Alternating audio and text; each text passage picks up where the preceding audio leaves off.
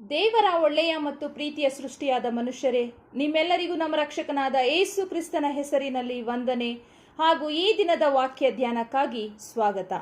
ಪ್ರಾರ್ಥನೆ ಮಾಡಿಕೊಳ್ಳೋಣ. ಪರಿಶುದ್ಧನಾದ ಪರಲೋಕದ ತಂದೆಯೇ, ನಮ್ಮ ರಕ್ಷಕನಾದ ಯೇಸು ಕ್ರಿಸ್ತನ ತಂದೆಯೂ ದೇವರು ಆಗಿರುವ ಆತನೇ ನಿನ್ನ ಪರಿಶುದ್ಧ ನಾಮಕ್ಕೆ ಸ್ತೋತ್ರವಾಗಲಿ.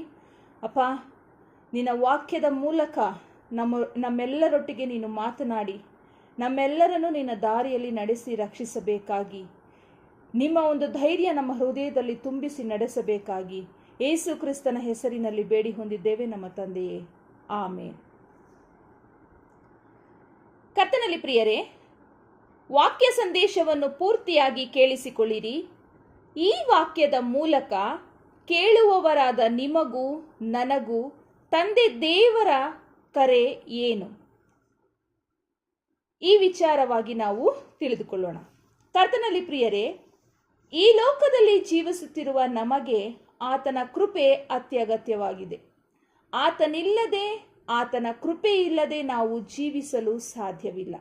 ಇದು 100ಕ್ಕೆ 100ರಷ್ಟು ಸತ್ಯ. ಕರ್ತನಲ್ಲಿ ಪ್ರಿಯರೇ, ಇದಕ್ಕೆ ಆಧಾರವಾಗಿ ನಾವು ಸತ್ಯವೇದದಲ್ಲಿ ನನ್ನ ಕೃಪೆಯೇ ನಿನಗೆ ಸಾಕು, ಈ ಒಂದು ವಾಕ್ಯದ ಆಧಾರದ ಮೇಲೆ ನಾವು ಇವತ್ತು ಧ್ಯಾನ ಮಾಡಲಿಕ್ಕಿದ್ದೇವೆ. 2 ಕೊರಿಂಥ 12ನೇ ಅಧ್ಯಾಯ 9ನೇ ವಚನದಲ್ಲಿ ಈ ರೀತಿಯಾಗಿ ಬರೆಯಲ್ಪಟ್ಟಿದೆ: ನನ್ನ ಕೃಪೆಯೇ ನಿನಗೆ ಸಾಕು, ಬಲಹೀನತೆಯಲ್ಲಿಯೇ ಬಲವು ಪೂರ್ಣ ಸಾಧಕವಾಗುತ್ತದೆ ಎಂದು ನನಗೆ ಹೇಳಿದ್ದಾನೆ ಎಂದು ಬರೆಯಲ್ಪಟ್ಟಿದೆ. ಹೀಗಿರಲಾಗಿ ಕ್ರಿಸ್ತನ ಬಲವು ನನ್ನಲ್ಲಿ ನೆಲೆಗೊಂಡಿರಬೇಕೆಂದು ನನಗುಂಟಾಗುವ ನಿರ್ಬಲಾವಸ್ಥೆಗಳ ವಿಷಯದಲ್ಲಿಯೇ ಬಹು ಸಂತೋಷವಾಗಿ ಹೆಚ್ಚಳ ಪಡುವೆನು ಎಂದು ಬರೆಯಲ್ಪಟ್ಟಿದೆ. ಯೆಶಾಯನು ಬರೆದ ಪ್ರವಾದನೆಯ ಗ್ರಂಥ 43ನೇ ಅಧ್ಯಾಯ 1-3 ವಚನಗಳಲ್ಲಿ ನಮ್ಮನ್ನು ಸೃಷ್ಟಿಸಿ ರೂಪಿಸಿದ ಯೆಹೋವನು ಹೀಗನ್ನುತ್ತಾನೆ: ಭಯಪಡಬೇಡ, ನಾನು ನಿನ್ನನ್ನು ವಿಮೋಚಿಸಿದೆನಲ್ಲ, ನಿನ್ನ ಹೆಸರಿಡಿದು ಕರೆದೆನಲ್ಲ, ನೀನು ನನ್ನವನೇ.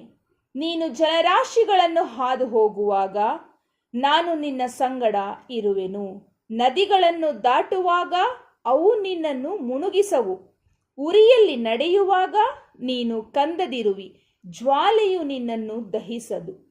ಯೆಹೋವನೆಂಬ ನಾನು ನಿನ್ನ ದೇವರಾಗಿದ್ದೇನಷ್ಟೇ, ಇಸ್ರಾಯೇಲ್ಯರ ಸದಮಲ ಸ್ವಾಮಿಯಾದ ನಾನು ನಿನ್ನ ರಕ್ಷಕನು. ಆಮೇನ್. ಕರ್ತನಲ್ಲಿ ಪ್ರಿಯರೇ, ಇಂದು ನಮಗೂ ನಿಮಗೂ ತಂದೆ ದೇವರು ಕೊಡುತ್ತಿರುವಂತಹ ವಾಕ್ಯ ನನ್ನ ಕೃಪೆಯೇ ನಿನಗೆ ಸಾಕು. ಕರ್ತನಲ್ಲಿ ಪ್ರಿಯರೇ, ಇಂದು ನಮ್ಮನ್ನು ದೇವರು ಈ ವಾಕ್ಯಗಳ ಮೂಲಕ ಮಾತಾಡಿಸಿ ಧೈರ್ಯ ಹೇಳುವಂತವರಾಗಿದ್ದಾರೆ. ನಮಗೆ ನಮ್ಮ ಜೀವನದಲ್ಲಿ ಎದುರಾಗಿರುವ ಸವಾಲುಗಳು ಉರಿಯುವ ಬೆಂಕಿಯಂತೆಯೂ ಉಕ್ಕಿ ಹರಿಯುವ ನದಿಯಂತೆಯೂ, ನಮ್ಮ ಜೀವನದಲ್ಲಿ ಹಾದು ಹೋಗುವ ಜಲರಾಶಿಗಳ ಹಾದಿಯಲ್ಲಿಯೂ ನಮಗೆ ಯಾವ ಕೇಡು ಆಗದಂತೆ ಆತನು ನಮ್ಮನ್ನು ಸಂತೈಸಿ ರಕ್ಷಿಸುವ, ಅದ್ಭುತವಾಗಿ ನಡೆಸುವ ಕರ್ತನಾಗಿದ್ದಾನೆ. ಹಾಗಾಗಿ ಇಂದು ಆತನ ಸ್ವರಕ್ಕೆ ನಾವು ಕಿವಿಗೊಡುವಂತವರಾಗಿರಬೇಕು.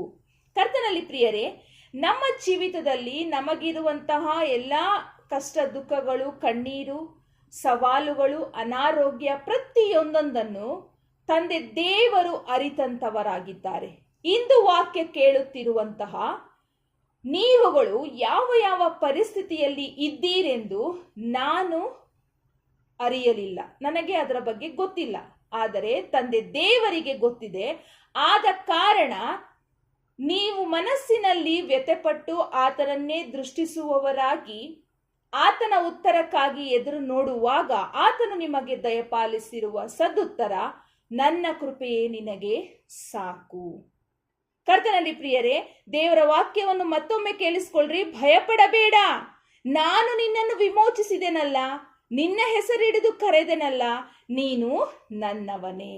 ಕರ್ತನಲ್ಲಿ ಪ್ರಿಯರೇ, ಈ ವಾಕ್ಯವು ಇಂದು ನಿಮಗೂ ನನಗೂ ಕರ್ತನಾದ ದೇವರು ಹೇಳುತ್ತಾ ನಮ್ಮ ಕಷ್ಟ ಸಂಕಷ್ಟಗಳ ಮಧ್ಯದಲ್ಲಿ ನಮ್ಮನ್ನು ಧೈರ್ಯಪಡಿಸಿ ಬಲಪಡಿಸುವಂಥವನಾಗಿದ್ದಾನೆ.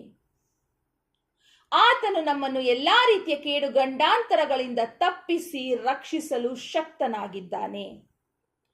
ಎಷ್ಟು ಯಾವ ವಿಧವಾಗಿ ಇಲ್ಲಿ ಹೇಳ್ತಾ ಇದ್ದಾರೆ. ಜಲರಾಶಿಗಳನ್ನು ಹಾದು ಹೋಗುವಾಗ ನಾನು ನಿನ್ನ ಸಂಗಡ ಇರುವೆನು, ನದಿಗಳನ್ನು ದಾಟುವಾಗ ಅವು ನಿನ್ನನ್ನು ಮುಳುಗಿಸವು, ಉರಿಯಲ್ಲಿ ನೀನು ನಡೆಯುವಾಗ ನೀನು ಕಂದದಿರುವಿ, ಜ್ವಾಲೆಯು ನಿನ್ನನ್ನು ದಹಿಸದು. ಸ್ತೋತ್ರ, ಆಮೇನ್, ಪ್ರೇಸ್ ದ ಲಾರ್ಡ್. ಕರ್ತನಲ್ಲಿ ಪ್ರಿಯರೇ, ಇಂದು ನಾವು ಯಾವ ದಾರಿಯಲ್ಲಿದ್ದೀವಿ? ದಗದಗಿನೆ ಉರಿಯುವಂತಹ ದಹಿಸುವ ಅಗ್ನಿಯಲ್ಲಿ ಬಿದ್ದು ನಾವು ಒದ್ದಾಡುವಂಥವರಾಗಿದ್ದೇವಾ? ಅಥವಾ ಉಕ್ಕಿ ಹರಿಯುವ ನದಿಗಳಲ್ಲಿ, ಅದರ ತೊರೆಗಳಲ್ಲಿ ಸಿಕ್ಕಿಕೊಂಡು ನಾವು ನರಳುತ್ತಾ ಇದ್ದೀವಾ? ಜಲರಾಶಿಗಳನ್ನು ಹಾದು ಹೋಗ್ತಾ ಇದ್ದೀವಾ? ನಮ್ಮ ಜೀವನದ ಹಾದಿ ಕಲ್ಲು ಮುಳ್ಳಿನ ಹಾದಿಯಾಗಿದೆಯಾ? ಈ ಎಲ್ಲ ಪ್ರಶ್ನೆಗಳಿಗೂ ಉತ್ತರ ತಂದೆ ದೇವರ ಬಳಿಯಲ್ಲಿದೆ. ಕರ್ತನಲ್ಲಿ ಪ್ರಿಯರೇ, ನಾವು ಈ ವಾಕ್ಯಗಳನ್ನು ನಂಬಿ ಆತನು ನಿಜವಾಗಿಯೂ ನಮ್ಮ ಸಹಾಯಕನು ಎಂದು ಇಂದು ನಮ್ಮಲ್ಲಿರುವಂತಹ ಎಲ್ಲಾ ಚಿಂತಾ ಭಾರಗಳನ್ನು ಆತನ ಮೇಲೆ ಹಾಕಿ ಈ ವಾಕ್ಯ ಹೇಳುವಂತೆ ನಾವು ದೃಢವಾಗಿದ್ದಿದ್ದೆ ಆದಲ್ಲಿ ಅದ್ಭುತವಾಗಿ ನಮ್ಮನ್ನು ರಕ್ಷಿಸುವ ಕರ್ತನು ನಮ್ಮ ಜೊತೆಯಲ್ಲಿಯೇ ಇದ್ದಾರೆ. ನಮಗಿರುವಂತಹ ಚಿಂತೆಗಳಲ್ಲಿ ನಾವು ಮುಳುಗಿ ಹೋಗಿ ಆತನನ್ನು ಮರೆಯಬಾರದು. ಸೈತಾನನು ನಮಗೆ ಅನೇಕ ಚಿಂತೆಗಳನ್ನು, ಅನಾನುಕೂಲಗಳನ್ನು, ಅನಾರೋಗ್ಯವನ್ನು ತಂದು ಒಡ್ಡಿ ನಮ್ಮನ್ನು ದೇವರಿಂದ ದೂರ ಮಾಡುವ ಪ್ರಯತ್ನ ಸೈತಾನನು ಸದಾ ಮಾಡ್ತಾನೆ ಇರ್ತಾನೆ. ಹಾಗಾಗಿ ಆತನ ಕುತಂತ್ರಕ್ಕೆ, ತಂತ್ರೋಪಾಯಗಳಿಗೆ ಬಲಿಯಾಗದಂತೆ ನಾವು ಪ್ರತಿದಿನವೂ ವಾಕ್ಯ ಕೇಳಿಸಿಕೊಳ್ಳುವುದರಲ್ಲಿಯೂ, ವಾಕ್ಯ ಓದಿ ಅದನ್ನು ನಮ್ಮ ಹೃದಯದಲ್ಲಿಟ್ಟುಕೊಂಡು ನಾವು ತಂದೆ ದೇವರ ನಂಬಿಕೆಯಲ್ಲಿ ದೃಢವಾಗಿ ನಡೀತಾ ಹೋಗ್ಬೇಕು. ಆಗ ಸೈತಾನ ನಮ್ಮ ಹತ್ರ ಸುಳಿಯೋದಿಕ್ಕೆ ಆಗೋದಿಲ್ಲ. ಕರ್ತನಲ್ಲಿ ಪ್ರಿಯರೇ, ಒಂದು ಮಾತು ಹೇಳ್ತೀನಿ, ಈ ಲೋಕದಲ್ಲಿ ನಮಗೆ ಸಂಕಟ ಇದ್ದಿದ್ದೇ, ಖಂಡಿತ ಇದ್ದೇ ಇದೆ. ಪ್ರತಿದಿನ ನಾವು ಅದನ್ನು ಹಾದು ಹೋಗ್ಬೇಕು. ಆದ್ರೆ ಆ ಕಷ್ಟ ಸಂಕಟಗಳ ಮಧ್ಯದಲ್ಲಿ ನಮ್ಮ ಕೈ ತಂದೆ ದೇವರ ಕೈಯನ್ನು ಹಿಡಿದಿರ್ಬೇಕು. ಅಂದ್ರೆ ಆತನು ನಮ್ಮ ಕೈ ಹಿಡಿದು ನಡೆಸುವಂತೆ ನಮ್ಮ ನಂಬಿಕೆ ದೃಢವಾಗಿರ್ಬೇಕು. ನಮ್ಮ ಕಣ್ಣುಗಳು ಆತನನ್ನೇ ದೃಷ್ಟಿಸುವಂತವ ಆಗಿರಬೇಕು. ನಮ್ಮ ದೃಷ್ಟಿ ಆತನ ಮೇಲೆಯೇ ಇರಬೇಕು. ಅದನ್ನು ಬಿಟ್ಟು ತಂದೆ ದೇವರಿಗಿಂತ ನಮಗಿರುವಂತ ಕಷ್ಟ ಸಂಕಟಗಳೇ ದೊಡ್ಡದು ಅಂತ ಕಷ್ಟ ಸಂಕಟಗಳಿಗೆ ನಾವು ತಿರುಗಿ ನೋಡೋದಾದ್ರೆ ಸೈತಾನನು ಒಡ್ಡುವ ಬಲೆಯಲ್ಲಿ ನಾವು ಸಿಕ್ಕಾಕೊಂಡ್ಬಿಡ್ತೀವಿ. ಹಾಗಾಗಿ ಸೈತಾನನ ಕೈಗೆ ನಮ್ಮನ್ನು ಒಪ್ಪಿಸಿಕೊಟ್ಟು ಕುತ್ತು ನೋಡುವಂತ ಕರ್ತನು ನಮ್ಮ ದೇವರಲ್ಲ. ಆತನ ರಾಜ್ಯಕ್ಕೆ ನಾವು ಸೇರಬೇಕಾದರೆ ಈ ಕಷ್ಟ ಸಂಕಟಗಳ ಹಾದಿನ ನಾವು ದಾಟ್ಕೊಂಡೇ ಹೋಗ್ಬೇಕು. ಆದ್ರೆ ಈ ಒಂದು ಹಾದಿಯ ಮಧ್ಯದಲ್ಲಿ ತಂದೆ ದೇವರ ಕೃಪೆ ನಮಗೆ ಎಲ್ಲದಕ್ಕಿಂತ ಅಗತ್ಯವಾಗಿದೆ. ಇದನ್ನ ಮನಸ್ಸಿನಲ್ಲಿ ಇಟ್ಕೊಂಡ್ರಿ. ಇಂದು ಈ ವಾಕ್ಯದ ಮೂಲಕ ಕರ್ತನಾದ ತಂದೆ ದೇವರು, ನಮ್ಮ ರಕ್ಷಕನಾದ ಯೇಸು ಕ್ರಿಸ್ತನು ನಮ್ಮನ್ನು ಮಾತನಾಡಿಸಿ, ನಮ್ಮ ಹೃದಯದೊಟ್ಟಿಗೆ ಮಾತನಾಡಿ ನಮ್ಮನ್ನು ಬಲಪಡಿಸುವಂತವನಾಗಿದ್ದಾನೆ. ಹಾಗಾಗಿ ಆತನ ವಾಕ್ಯಗಳನ್ನು ನಾವು ಸೇವಿಸಿ ಆತನ ಈ ಕರೆಗೆ ನಾವು ಕಿವಿಗೊಟ್ಟು ನಮ್ಮೆಲ್ಲಾ ಚಿಂತಾ ಭಾರಗಳನ್ನ ಆತನ ಮೇಲೆ ಹಾಕಿ ನಾವು ಜೀವಿಸಬೇಕು. ನಮ್ಮ ಜೀವನದ ಯಾವುದೇ ಕಷ್ಟದ ಹಾದಿಯಲ್ಲಿ ಜಯಿಸಬೇಕಾದರೂ ಆತನ ಕೃಪೆಯು ನಮಗೆ ಅತ್ಯಗತ್ಯವಾಗಿದೆ. ಕರ್ತನಲ್ಲಿ ಪ್ರಿಯರೇ, ಫಿಲಿಪ್ಪಿಯವರಿಗೆ ಬರೆದ ಪತ್ರಿಕೆ 4ನೇ ಅಧ್ಯಾಯ 13ನೇ ವಚನದಲ್ಲಿ ಈ ರೀತಿಯಾಗಿ ಬರೆಯಲ್ಪಟ್ಟಿದೆ, ನನ್ನನ್ನು ಬಲಪಡಿಸುವಾತನಲ್ಲಿದ್ದುಕೊಂಡು ಎಲ್ಲಕ್ಕೂ ಶಕ್ತನಾಗಿದ್ದೇನೆ ಎಂದು ಪೌಲನು ಹೇಳುವ ಪ್ರಕಾರ, ನನ್ನನ್ನು ಬಲಪಡಿಸುವಾತನಲ್ಲಿದ್ದುಕೊಂಡು ಎಲ್ಲಕ್ಕೂ ಶಕ್ತನಾಗಿದ್ದೇನೆ ಎಂದು ಪೌಲನು ಹೇಳ್ತಾ ಇದ್ದಾನೆ. ಹಾಗಾದ್ರೆ ಇಂದು ನಾವು ಆತನ ಸ್ವರಕ್ಕೆ ಕಿವಿಗೊಟ್ಟು ಆತನ ಚಿತ್ತಕ್ಕೆ ತಲೆಬಾಗಿ ನಡೆಯುವವರಾದ ನಾವು ಹೇಗೆ ಹೇಳಬೇಕು? ಇದೇ ವಾಕ್ಯವನ್ನು ಹೇಳಬೇಕು. ಅಂದು ಅವರನ್ನು ರಕ್ಷಿಸಿದ ದೇವರೇ ಇಂದೂ ಸಹ ನಮ್ಮ ಜೊತೆಯಲ್ಲಿ ಇದ್ದಾರೆ, ಮುಂದೆಯೂ ಸಹ ನಮ್ಮ ಜೊತೆಯಲ್ಲಿ ಇರುವಂತವರಾಗಿದ್ದಾರೆ. ಹಾಗಾಗಿ ಇಂದು ನಮ್ಮ ಒಂದು ಮಾತು ಅಥವಾ ನಂಬಿಕೆ ಇದೇ ಆಗಿರಬೇಕು, ನನ್ನನ್ನು ಬಲಪಡಿಸುವಾತನಲ್ಲಿದ್ದುಕೊಂಡು ಎಲ್ಲಕ್ಕೂ ಶಕ್ತನಾಗಿದ್ದೇನೆ. ಅಂದ್ರೆ ನನಗೇನೇ ಕಷ್ಟ ಇದ್ದರೂ ಅದರಲ್ಲಿ ನಡೆಯಲು ನನಗೆ ಸಹಾಯ ಮಾಡುವಂತ ಕರ್ತನು ನನ್ನ ಜೊತೆಯಲ್ಲಿ ಇರುವಾಗ ನನಗೇನೇ ಕಷ್ಟ ಬಂದರೂ ಅದನ್ನು ಎದುರಿಸಿ ನಿಲ್ಲುವುದಕ್ಕೆ ನಾನು ಶಕ್ತನಾಗಿದ್ದೇನೆ ಅಂತ ನಮಗೆ ನಾವು ನಮ್ಮ ಹೃದಯದಲ್ಲಿ ದೃಢವಾದ ನಂಬಿಕೆ ಇಟ್ಟು ಪ್ರಾರ್ಥನೆ ಮಾಡಿಕೊಳ್ಳಬೇಕು ಮತ್ತು ಸೈತಾನನನ್ನು ಈ ವಾಕ್ಯಗಳ ಮೂಲಕ ನಾವು ಎದುರಿಸಬೇಕು. ಇದನ್ನು ನಾವು ಬಾಯಿಂದ ಅರಿಕೆ ಮಾಡಬೇಕು ಮತ್ತು ಅದನ್ನೇ ಹೃದಯದಲ್ಲಿಟ್ಟುಕೊಂಡು ತಂದೆ ದೇವರನ್ನು ದೃಷ್ಟಿಸುವವರಾಗಿ ಆತನ ಮಹಾಕೃಪೆಯಿಂದ ಈ ಜೀವನದ ಹೋರಾಟದಲ್ಲಿ ನಾವು ಜಯಿಸಬೇಕು. ಹಾಗಾಗಿ ಕರ್ತನಲ್ಲಿ ಪ್ರಿಯರೇ, ಹೆದರಬೇಡಿರಿ, ಆತನ ಸ್ವರಕ್ಕೆ ಕಿವಿಗೊಡಿರಿ, ಆತನ ಚಿತ್ತಕ್ಕೆ ತಲೆಬಾಗಿರಿ, ಆತನ ಕೃಪೆಯೇ ನಮಗೆ ಸಾಕು. ಹಾಗಾಗಿ ಧೈರ್ಯವಾಗಿರ್ರಿ.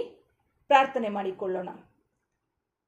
ಪರಿಶುದ್ಧನಾದ ಪರಲೋಕದ ತಂದೆಯೇ, ಸರ್ವ ಸೃಷ್ಟಿಕರ್ತನೆ, ಸ್ವಾಮಿ, ನಿನ್ನ ವಾಕ್ಯದಲ್ಲಿ ತಿಳಿಸಿರುವ ಪ್ರಕಾರ ನಿನ್ನ ಕೃಪೆಯ ಅವಶ್ಯಕತೆ ನಮಗಿದೆ ತಂದೆಯೇ. ಅಪ್ಪ, ನಮ್ಮ ಕಣ್ಣೀರನ್ನು ಒರೆಸುವಂಥವನಾಗಿ, ನಮ್ಮ ಹೃದಯದ ಆಲೋಚನೆಗಳನ್ನು ನೀನು ಬಲ್ಲವಂತನಾಗಿ ಸ್ವಾಮಿ, ನಮ್ಮ ಒಂದು ದುಃಖವನ್ನು ಪರಿಹರಿಸಲು, ನಮ್ಮ ಯೋಚನೆಯನ್ನು ದೂರ ಮಾಡಲು ಇಂದು ನೀನು ನಮಗೆ ಈ ವಾಕ್ಯಗಳ ಮೂಲಕ ಮಾತನಾಡಿದಿ, ನಮ್ಮ ಹೃದಯಗಳನ್ನು ಮುಟ್ಟಿದ್ದಿ ಸ್ವಾಮಿ. ಈ ವಾಕ್ಯಗಳ ಮೂಲಕ ನಮ್ಮನ್ನು ಧೈರ್ಯಪಡಿಸಿ ನಡೆಸಿದ್ದಕ್ಕಾಗಿ ಕೋಟಿ ಕೋಟಿ ಸ್ತೋತ್ರ ತಂದೆಯೇ. ಈ ವಾಕ್ಯದ ಆಧಾರದಂತೆ ನೀವು ನಮ್ಮನ್ನು ನಡೆಸುತ್ತಾ ಬರಬೇಕಾಗಿ ಬೇಡಿಕೊಳ್ಳುತ್ತೇವೆ ಕರ್ತನೆ. ನಾವು ಸದಾ ನಿನ್ನನ್ನೇ ದೃಷ್ಟಿಸುವವರಾಗಿ ಸ್ವಾಮಿ, ನಿನ್ನ ಮಕ್ಕಳಾಗಿ ಜೀವಿಸುತ್ತಿದ್ದೇವೆ. ನಿನ್ನ ವಾಕ್ಯಗಳ ಮೂಲಕ ನಿನ್ನಲ್ಲಿ ಇನ್ನೂ ಹೆಚ್ಚಾಗಿ ಬಲಪಡಿಸುತ್ತಾ, ನಾವು ಬಲ ಹೊಂದುತ್ತಾ, ನಿನ್ನ ವಾಕ್ಯಗಳ ಮುಖಾಂತರವೇ ಸೈತಾನನನ್ನು ಎದುರಿಸಲು ನಮಗೆ ಶಕ್ತಿಯನ್ನು ಕೊಟ್ಟು ನಡೆಸಬೇಕಾಗಿ ನಿನ್ನ ಪ್ರೀತಿಯ ಮಗನಾದ, ನಮ್ಮ ಪ್ರೀತಿಯ ರಕ್ಷಕನಾದ ಯೇಸು ಕ್ರಿಸ್ತನ ಹೆಸರಿನಲ್ಲಿ ಬೇಡಿ ಹೊಂದಿದ್ದೇವೆ ನಮ್ಮ ತಂದೆಯೇ. ನಮ್ಮನ್ನು ನಾವು ತಗ್ಗಿಸುತ್ತೇವೆ. ಎಲ್ಲಾ ಘನ ಮಾನ ಮಹಿಮೆ ಯುಗ ಯುಗಾಂತರಗಳಲ್ಲಿಯೂ ನಿನಗೆ ಸಮರ್ಪಕವಾಗಿರಲಿ. ಆಮೇನ್. ಕರ್ತನಲ್ಲಿ ಪ್ರಿಯರೇ, ಧೈರ್ಯವಾಗಿರ್ರಿ. ಆತನು ನಮ್ಮನ್ನು ಎಂದಿಗೂ ಕೈ ಬಿಡುವವನಲ್ಲ. ಆತನ ಕೈ ನಮ್ಮ ಮೇಲೆ, ನಮ್ಮ ತಲೆಯ ಮೇಲೆ ಸದಾ ಇರುತ್ತದೆ. ನಾವು ಸದಾ ಆತನ ರೆಕ್ಕೆಯ ಮರೆಯಲ್ಲಿಯೇ ಇದ್ದೇವೆ. ಹಾಗಾಗಿ ನಮಗಿರುವಂಥ ಕಷ್ಟಗಳಿಗೆ ಹೆದರದೆ ನಾವು ಆತನ ಆಶ್ರಯದಲ್ಲಿದ್ದೀವಿ. ಆತನೇ ನಮ್ಮ ಗುರಾಣಿಯು ಬಂಡೆಯೂ ಆಗಿದ್ದಾನೆ ಎನ್ನುವಂತಹ ದೃಢವಾದ ವಿಶ್ವಾಸದಿಂದ ಬದುಕೋಣ. ತಂದೆ ದೇವರು ನಿಮ್ಮೆಲ್ಲರನ್ನು ಹೆಚ್ಚಾಗಿ ಆಶೀರ್ವದಿಸಿ ಕಾಯ್ದು ಕಾಪಾಡಲಿ. ಆಮೇನ್.